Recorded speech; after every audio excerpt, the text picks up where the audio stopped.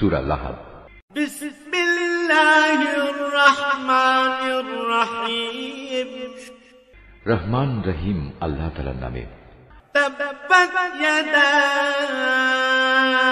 আবি লাহাব ওয়া তাব।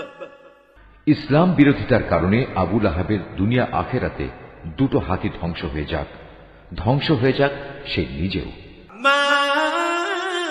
আগনা আনহু মালুহু ওয়া মা কাসাব। তার ধন সম্পদ ও আয় উপার্জন তার কোনো কাজে আসবে না। সায়াসলা নারান যাতা লাহাবিন ওয়া ইমরাআতুহু হাম্মালাতাল হাতাব।